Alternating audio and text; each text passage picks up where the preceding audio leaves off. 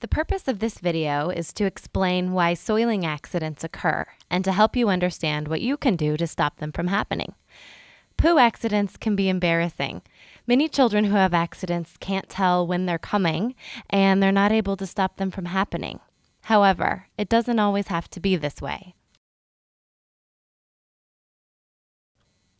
When we eat food, it travels from the mouth, down the throat, and into the stomach. In the stomach, the body begins to break down the food. The food then turns into a liquid, and this liquid leaves the stomach and enters the small intestine. The small intestine is a long, twisted tube where nutrients are absorbed into the body. The body uses these nutrients to help you grow and gives you energy to do all the things you like play, run, sing, or whatever you're interested in. The unneeded and unabsorbed liquid becomes poo and travels into the large intestine. Sometimes the large intestine is called the colon. When the poo enters the large intestine, it is liquid. As it travels through the colon, water is absorbed back into the body and the poo becomes more solid. The poo eventually comes to the end of the colon, also known as the rectum. At the very bottom of the rectum is a band of muscle called the anal sphincter. When the poo puts pressure on this muscle, a message is sent to the brain saying it's time to poop. The person then decides if they are going to use the bathroom now or hold it to go later. If the person decides to go, the anal sphincter relaxes and the poo comes out. Problems occur when the person decides to hold it and not go to the bathroom. As the poo sits in the rectum, water continues to be absorbed by the colon and the stools become harder and harder.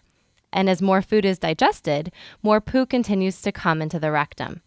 The rectum grows bigger and bigger, and if this keeps happening, the poo begins to back up into the colon. Eventually, the person finally goes to the bathroom, and the poo is very large and hard. What's worse is that it will hurt to poop. This is called constipation.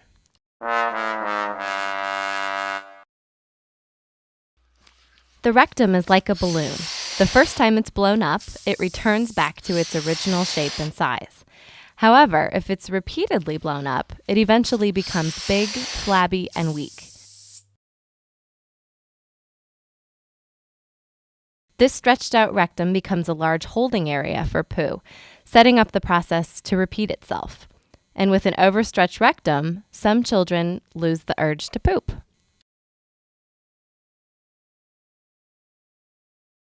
The body then gets sneaky. Remember, when poo first enters the colon, it is liquid.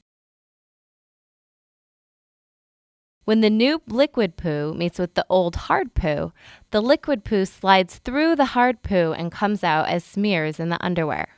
This cannot be controlled and usually is not even felt.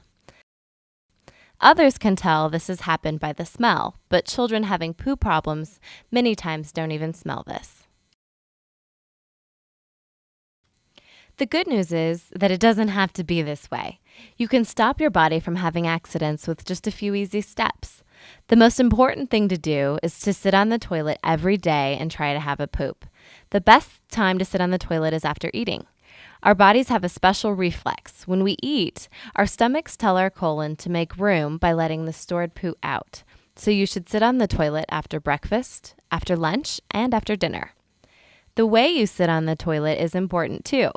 Your feet should be flat on the floor. If your feet can't reach the floor, a stepping stool will be needed. This will make it easier to push the poo out. Also, you should sit up straight. Some children like to sit forward. When this is done, only some of the poo will come out. Other children stiffen and cross their legs.